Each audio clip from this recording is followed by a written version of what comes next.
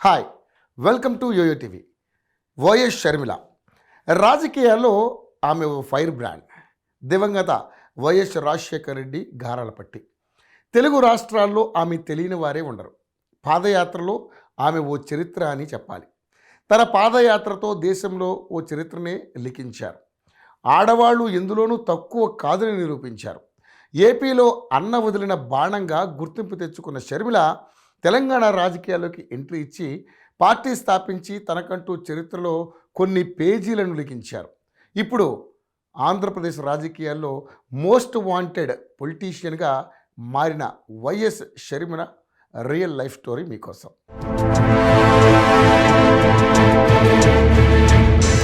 ఎదుగూరి Sandinti Sharmila Reddy 1974 December 17న దివంగత CM YS Rajasekhara Reddy Vijayamma దంపతులకు జన్మించింది. వైఎస్ షర్మిలకు వైసీపీ అధినేత జగన్మోహన్ రెడ్డి అన్నయ్య అవుతారు. ఇక వైఎస్ఆర్కు జగన్ కంటే షర్మిల అంటేనే ఎక్కువగా ప్రేమ, ఎంతో గారాభంగా చూసేవారు. షర్మిలను ఇంట్లో వాళ్ళంతా ముద్దుగా షమ్మీ అని పిలుస్తుంటారు. రాజకీయాల్లో వైఎస్ రాజశేఖర రెడ్డి ఎప్పుడు బిజీగా ఉంటుండేవారు. అది చూస్తూ పెరిగిన షర్మిల రాజకీయాల వల్లే తన తండ్రి తనతో సమయం గడపడం లేదని, పాలిటిక్స్ అంటే ఆమెకు నచ్చేది కాదు. ఇక షర్మిల ఇంటర్ వరకు హైదరాబాద్ పబ్లిక్ స్కూల్లో చదువుకున్నారు. ఆ తర్వాత చెన్నైలో ఎంబీఏ ఫైనాన్స్ పూర్తి చేశారు.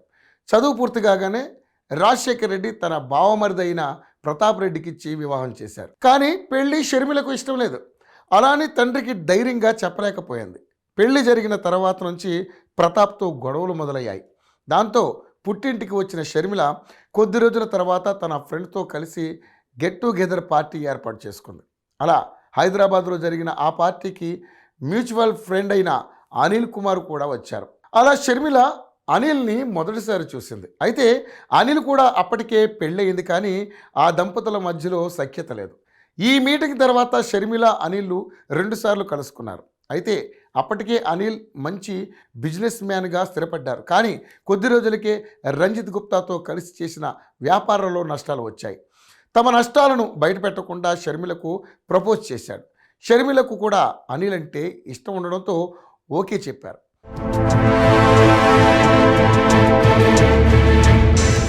ఈ విషయాన్ని షర్మిల తన తండ్రి రాజశేఖర రెడ్డికి చెప్పారు. కానీ ఆయన ఒప్పుకోలేదు. దీంతో షర్మిల 3 రోజులు అన్నం తినడం మానేసింది. మరోవైపు రాజశేఖర రెడ్డి అనిల్ను బెదిరించారు. దీంతో అతను కొద్ది రోజులు అమెరికాలో ఉన్నారు.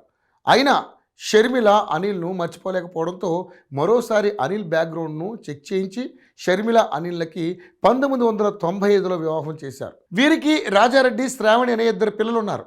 షర్మిలను వివాహం చేసుకున్నాక అప్పటి వరకు బ్రాహ్మణిగా ఉన్న అనిల్ కుమార్ క్రిస్టియన్లోకి కన్వర్ట్ అయ్యారు. ఆ తర్వాత అల్లుణ్ణి అమెరికాలో 2 ఏళ్ల పాటు ట్రైనింగ్ ఇప్పించి మరీ ఎవెంజలిస్ట్ను చేశారు రాజశేఖర రెడ్డి. ఆ తర్వాత అనిల్ను ఫేమస్ చేసేందుకు భారీ సభలే పెట్టారు. అదే సమయంలో ఏపీ సీఎంగా రాజశేఖర రెడ్డి ఓ వెలుగు వెలిగారు. 2009 సెప్టెంబర్ 9న వైఎస్ రాజశేఖర రెడ్డి మరణించారు. దీంతో రాష్ట్ర రాజకీయ పరిస్థితి, కుటుంబ పరిస్థితి దారుణంగా మారిపోయింది. ముఖ్యంగా షర్మిల తనను ఎంతగానో ప్రేమించే తండ్రి లేడని తెలిసి ఎంతో కుమిలిపోయారు. అలాగే వైఎస్ఆర్ మరణాన్ని తట్టుకోలేక ఎంతోమంది గుండెపోటుతో చనిపోయారు. తనను ఎంతో ప్రేమగా చూసుకునే తండ్రి లేడని బాధ నుంచి బయటపడేందుకు చనిపోయిన వారి కుటుంబాలకు పరామర్శించేందుకు ఓదార్పు యాత్ర చేపట్టాలనుకున్నారు. కానీ సోనియా గాంధీ అందుకు ఒప్పుకోలేదు. ఆమెను ఎదిరించి వైఎస్ షర్మిలతో పాటు జగన్ కూడా ఓదార్పు యాత్ర ప్రారంభించారు. ఆ తర్వాత కాంగ్రెస్ నుంచి విడిపోయి 2012లో జగన్ వైఎస్ఆర్సీపీని స్థాపించారు. దీంతో అన్నకు అండగా షర్మిల కూడా 2012 అక్టోబర్ 12న ఇడుపులపాయ నుంచి పాదయాత్రను ప్రారంభించి 2013 ఆగస్టు 4న ఇచ్చాపురంలో పాదయాత్ర ముగించింది. ఈ పాదయాత్రలో 3000 కిలోమీటర్లు నడిచి 14 జిల్లాలను కవర్ చేసింది. అయితే గతసారి ఎన్నికల్లో జగన్ గెలవలేదు, కానీ సింపతి మాత్రం బాగా వర్కౌట్ అయింది. ఆ తర్వాత 2019 అసెంబ్లీ ఎన్నికలకు ముందు 11 రోజులు బస్సు యాత్రను చేపట్టింది. ఏకంగా 1553 కిలోమీటర్లు ప్రయాణించి 39 పబ్లిక్ మీటింగ్స్లో పాల్గొంది. అంతేకాదు ఆమె 20,000 ఆటోగ్రాఫ్ క్యాప్లను కూడా అందజేసింది. షర్మిల ప్రచారం కారణంగా క్రిస్టియన్ ఓటు బ్యాంక్ అంతా జగన్ వైపు నిలిచారు.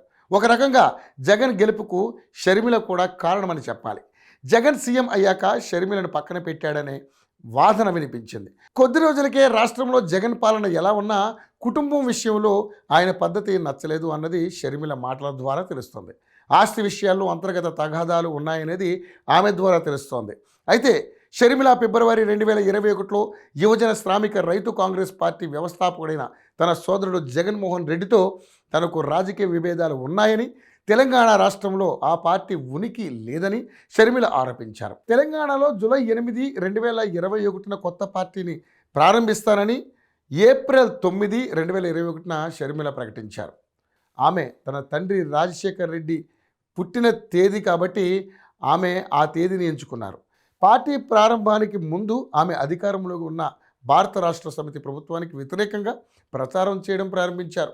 8 జూలై 2021 ఆమె వైఎస్ఆర్ తెలంగాణ పార్టీని ఏర్పాటు చేసినట్లుగా ప్రకటించారు. ఆ తర్వాత పాదయాత్రలు చేస్తూ తన మార్కును చూపించారు. అంతలోనే తెలంగాణ అసెంబ్లీ ఎన్నికలు వచ్చాయి. కట్ చేస్తే నవంబర్ 2023లో వైఎస్ షర్మిల తెలంగాణ శాసనసభ ఎన్నికల్లో తమ పార్టీ పాల్గొనబోమని ప్రకటించారు.